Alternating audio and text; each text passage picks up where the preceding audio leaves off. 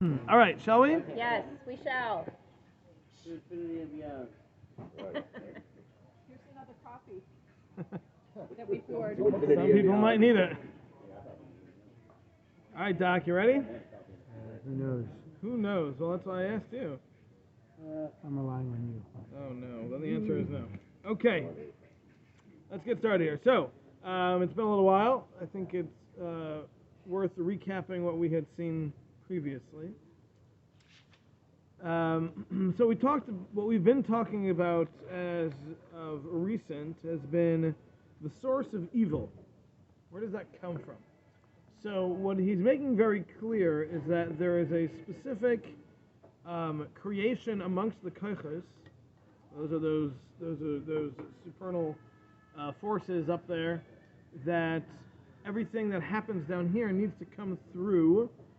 And once it happens there, that's how it then comes down here, and then the malachim are in charge of making that continuity and allowing that to continue and become a practical reality for the long term, for whatever the duration of that particular effect needs to be. So, what he said is that there is a specific koyach that is made, which is designed to block out a certain amount of Hashem's light coming into this world. And in doing so, that allows for evil to become on its own. It's not something that is sourced and comes from Hashem. It's something that it's not something that Hashem does. It's not something that Hashem sends. Rather, it is a source of an obscuring of Hashem's light, and when it does that, then evil has the opportunity to manifest and to create itself, so to speak. So, it's important. He spent a lot of time describing this, but he keeps saying over and over that you have to recognize that the only things that are good in the world are the things that come directly, so to speak, from Hashem. And the things that are not good in the world are things that are coming from a lack of Hashem's light, so to speak. Okay, so that's what he's been focusing on until this point. But those were also created, so therefore, if Hashem created them, it's obviously for... They're absolutely necessary for the functionality of the world. If there was no opportunity for evil, then there'd be no free will. There'd be nothing to choose between. There's no good and bad. If there's no good and bad, then there's no free will. There's no free will, there's no reward and punishment. And then the whole purpose of the universe just ended. So yeah, it's got to be there. Okay.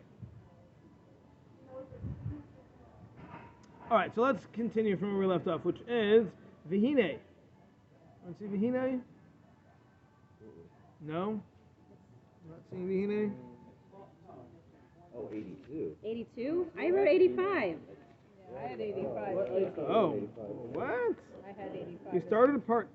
Wait a minute. Yeah, we started. Yeah, because Yeah, I'm in... it's long. Folks, this is in Ches. I don't know, but Vahina is not like every other word, so it's hard to... What? What the Indian is a new paragraph? I think that's what we're up to. Yeah, I think Yeah. so too. That's where I thought we were holding. Where are you? The Indian? 84, second paragraph. Second paragraph. In Ches? Oh. Okay. Oh, I see. Okay, all right. You're gonna read All right. Vihine, No, 2 lines later, Vihine. It's fine, no big deal. Okay. We did that already, in case you're all wondering, and you can check the recording if you're not sure. But that's fine. So we can. It is the beginning of a paragraph, but it's also the end of the previous thing, so it really shouldn't be its own paragraph. But okay, so we'll start from there. That's fine. You've all just failed. The Indian Hasher Shazeh. Where are we? Well, to pass, I feel like. Right here. I Yeah. Where are we? sorry. Yeah. The source of evil. Okay, well, whatever. I'm here. C's get degrees. That's why. Huh? It's not easy. The Indian Hasher Shazeh. The concept here of this root of this koyach, who klal koyach shainim. This includes many different powers, many different koyches, Yishtalshu mehem inyonei achesaron. And from this will come down the ideas of lacking, v'hara'is kulam, and all of the evil, all of the bad, b'chol b'chinaseim, in all their different forms. Be'ma shanagel nefesh, both that which is applicable to the nefesh, be'ma shanagel guf, and that which applies to the body, b'chol prateim, in all of their different details, l'machlekasam, all the ways they are divided. But we'll talk about this more when we get to part 2. Okay, so that was just kind of ending off the previous section where he just said that yes, this applies and manifests in many different places in many different ways. Okay, so V'hine. Yeah, we're all together here? All right, I got like 2 nods. I'm not sure. My thing is different, so I'm just gonna you start reading and I'll find it. Yeah. We are in Ches. We're about halfway through. Like in general. Yeah, after your last scrolling, so. Oh, here it is, I got it. You see the pasuk in Yeshaya, Yitzhar Baruch Hashech? Just read me the. You see the pasuk Yitzhar Baruch Hashech from Yeshaya? Which one? There's always Yeah. The first, See that? The first Mahine, which Okay. is about four lines down, third, Got it. third word in. Okay. Ready. Set. I'm glad. Go. Yeah, right?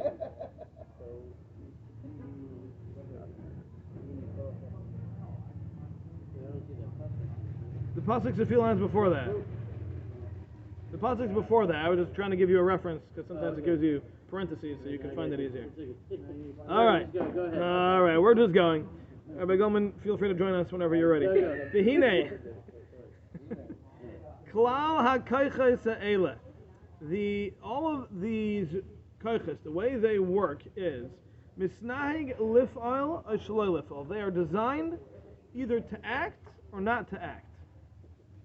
Bein b'kulai, bein b'chalako. And this can be either in full or in part. Achar helam oirei yisbarach shmoi v'hester panav, based on the amount of Hashem's hiding His light and His face from us. Hikafi shir hahelam, because based on the degree of that hiddenness, kach b'shir hazeh, so too, through this amount, that same amount, tinasin shlita umemshala el klal hakoiches ha'ele, will be given jurisdiction, power, and ability to these koiches. El chalakim imenu, or perhaps to parts of these koiches, sheyifalu, and that's how they're going to work. So what he's introducing here is a very interesting concept, and that is that even when this koyach has the ability to obscure the light of Hashem, that's not always full. It can come partially also. And relative to the way that that's done, is going to be the effect, the manifestation of that here in the world that we experience. Okay, no one's joining. You can. Okay. All right. So therefore, for example, if a little bit of a kayach is given power, let's say it's a kayach that has, remember it's all one, so it's got this kind of global influence, but it doesn't have to be that way. It can work in parts and pieces. So let's say one part of this kayach is given power. One part has given this ability to obscure the light. So then wherever that manifests itself is how it's going to come down into the world. So let's say the portion of this kayach is, wind.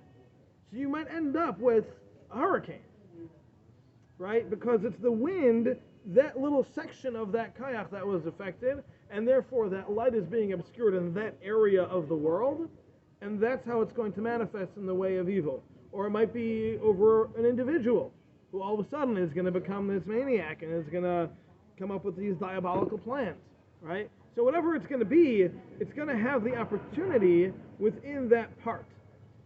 In addition, he's saying another level over here as the Ramchal explains in other works that he wrote. He says that even within that part, it's not complete necessarily, it could be partial. So the example that's given, let's see who says this. In Das Tvunos, Ramchal writes that if it's partially obscured, if it's directed at an individual, that person might become ill, or that person might suffer a financial loss, or some sort of emotional problem. If it's complete, the person could die. Right? So it doesn't have to be full all out every time. It can be a partial obscuring, it can be like a little bit of a dimming perhaps of the light, or a little bit of a shift or something like that, which will allow for varying degrees of practical manifestation for these things to happen. So what happens here is that everything works with the system.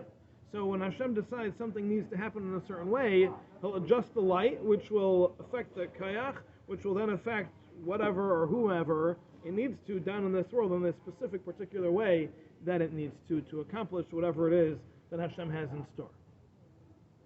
Okay? Does this make sense? All right, so I have a question. Yes. Just the word complete. You said it might be death. Why wouldn't it be death? Because It could be something else. it could be something else, yes. It could be something else. If it's directed at a person, I would think it has to be death. But it doesn't have to be directed at a person. If it's directed at a building, the building could collapse. If it's directed at, some force of nature, that could have some catastrophe that could happen. But also, let's also understand, don't forget your question, by the way, but let's also remember, these are not things that have to necessarily happen. If it's directed at a person, that doesn't necessarily mean that that person is going to do something evil. But the ability for someone to do something evil absolutely needs to have this lack of light. So if somebody decides he's going to go rob a bank, if that bank's got that light on it, it's not going to happen. It's just not going to work. He's going to get stopped. Something is going to go wrong in the plan, and it's just not going to work. So in order for the evil to actually be perpetrated, there has to be this lack of light. There has to be this distortion. There has to be this film, this filter that's not allowing the light, which will allow for evil to manifest.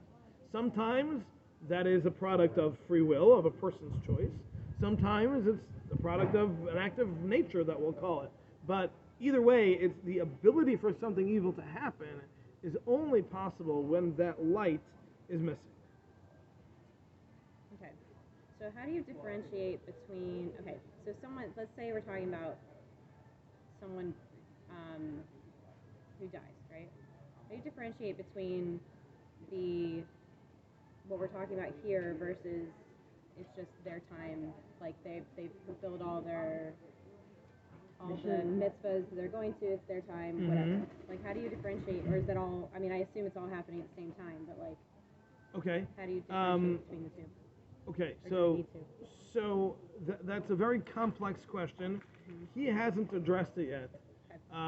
So I'll give you my assessment of it, not having seen it here. Okay.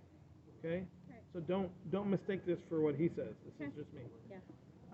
So the way it would work is as follows. The reason, as he did describe, people die is because of the sin in the Garden of Eden. Right. What happened there was that evil became part of a human being. That needs to be removed in order for the neshama to affect the body properly, as he discussed. Okay. So in order for that to happen, there has to be a separation of the body and soul. Okay. That is what we're going to call, us here on earth, we're going to call that evil because we're going to see that as death being a bad thing. Okay. In the big picture, is that a bad thing? No, generally not. So, is it an obscuring of the light? Yes, it is. But that's part of the goodness of Hashem, that He's doing that in order to allow that death to take place. Okay. So ultimately it's good, but the way it manifests, the way it looks to us is bad. Okay. Okay. Yeah. And aren't we, isn't it that even when there's bad things that happen, we're not supposed to be looking at it to judge the situation and the person and the people and everything. There's all, like you were saying, there's so many different things that go into an event that happens. So it's not for us to look and say, oh, that happened to that person because they're bad. There's so many other things going on. There's so many other, it could be drawing our attention to things of a person, like so many different things. So we're never really supposed to be Correct. Okay. analyzing. Yeah. Judging. Judging. because- Analyzing is fine. Judging is Judging not. Right. Yeah. Oh, okay. But Thinking even- that you know what's really going on, that's just foolish. Right. But that's also part of analyzing, thinking that you know. Right. So we want to analyze because we want to see what we can learn from an event, and which is important. But we don't want to ever think that we know the facts. When we had prophets, we could ask them. But now we just have to guess. Hopefully, educatedly. Take heed. Take heed. There you go. When COVID was raging, so I sent out a video. I don't know if anybody watched it. That's okay. No, it's not. I got 3 apparently. views. That's fine. Yeah, I have no idea. I have no idea. But I did send out a video in which I discussed this idea about not allowing events to happen and simply pass us by. It's important for us to analyze them, like you're saying, and figure out why is this happening. But at the same time, we also have to recognize that we don't know why. Now, we can try and figure out to the best of our ability, but we're never going to really know why while we're here on this world. Especially something on a large scale. Right? So on a global scale, for sure, it's going to make it much more difficult. Right. Now, the question is then, but then what's the point? Why are we analyzing? If we know that we're not necessarily getting the right answer, what's the goal? Why are we bothering to analyze? So the answer is because Hashem still is sending us a message. And if we say, well, I can't figure it out, so forget it, I'm not going to bother, then that's just saying, Hashem, I don't really care, I'm ignoring your message. But at the same time, he knows that we don't know the answers. He knows we don't have prophets. He knows that we can't know the right answer. So what does he want from us? So the only thing that's left is that he wants us to at least try. He wants us to come up with something that in our minds talks to us and says, okay, this is happening, and to me this means X, Y, and Z is where I need to improve myself in my life. And that's what Hashem wants. Because Hashem knows we're not prophets. Hashem knows we're not going to necessarily get the right answers, but that's okay, because otherwise he wouldn't send it. Because then it would be pointless to send. Maybe he wants different things from different people. Yeah, yeah. And again, it's not about what he wants from everybody is to try to figure it out. To try to come up with something in your life that you can make a change because of what's going on around you, or to you, right? But if anybody ignores it, that's for sure the wrong message, no matter what. And if we try and come up with something, that is a right answer. Okay. Are we good? Yep. Okay. All right, let's continue. Vihine. Yeah. There's another one. See? I told you. Right back where we started. Vihine. V'hisgaber ha'koiches ha'ele uv'mashla. If these powers, these koiches of evil, do become strong, and they are given rulership and jurisdiction, yuchash koyach ha'toif, then the power of good is going to be weakened. V'yiskalkel matzav ha'koiches, and then the situation, the setup of the koiches, the good ones, all the rest of them, is going to be ruined. Shroshe hanevram shazacharnu, which are the sources of everything that happens in this world, as we've mentioned. V'yischal shuheim va'anfeim, and then those sources and all the branches, everything that comes out of those, will all be weakened because of the strengthening of the powers of evil. Meaning to say, the more shadow, the less light. It's that simple. So the more abilities the power of evil is given, the less strength and less abilities the power of good is going to have in the world.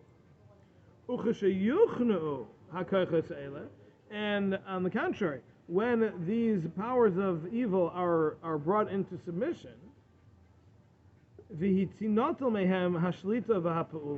and it is taken away from them this jurisdiction, this rulership that they have, and their ability to act.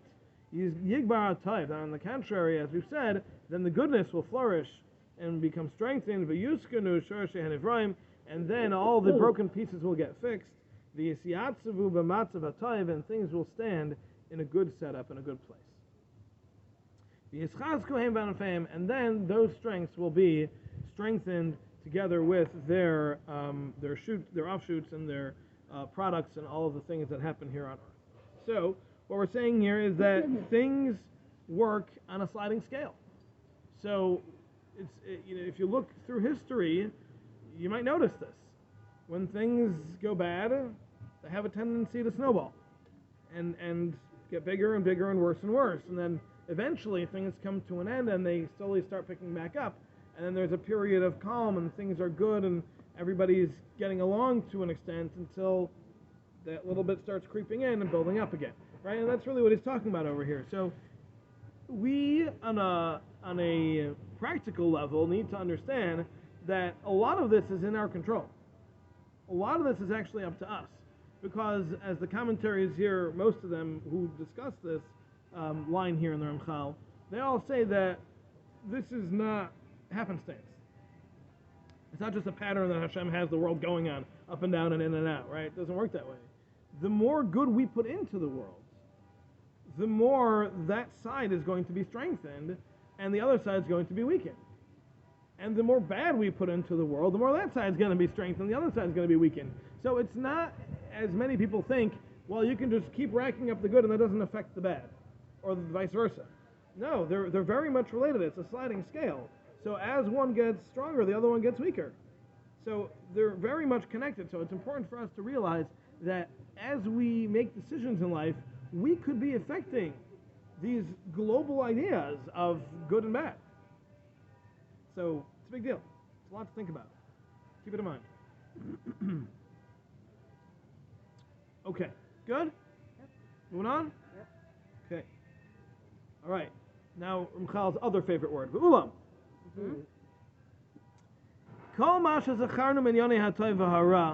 Everything that we've mentioned until now about good and bad, and the battle between the mind and the physicality, and all of the concepts of things being working and things being broken. Shirish kol anyanim kulam, the source of all of that. They are his gabrus hakoiches eile. It's about the strength and the winning over of these koiches over their counterparts. The hagia in yanam and toldatim and nevram, and then the outcome of that ends up down here in this world. Whether it's in the roots or it's in the branches, or they're being subjugated and they're stopping to function. And then they're completely removed, and everything that they stood for, everything they accomplished is taken away. Shirashim va'anafim, the roots, the branches, everything works through this system. Okay. So now, vihine. Yes, it's another vihine. Chiluke madregos harbe. Yesh b'inyone koiches sarash zacharna. There are many different levels within these koiches, v'hanish b'mayhem, and that which is affected by them. U'v'derech klal, and in a general way, nikra l'nish b'mayhem. Generally, we call the things that are affected by these koiches, these bad koiches, we call them tuma, choshech, zuama. Tuma is impurity, choshech is darkness, and zuama, let's see how they translate zuama here. Pollution. All right. Pollution.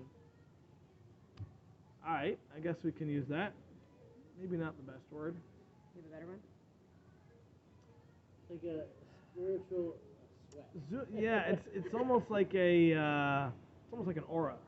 It's like almost like a created atmosphere almost, which pollution is. Yeah. But the idea is that something is generally affected with a whiff of bad.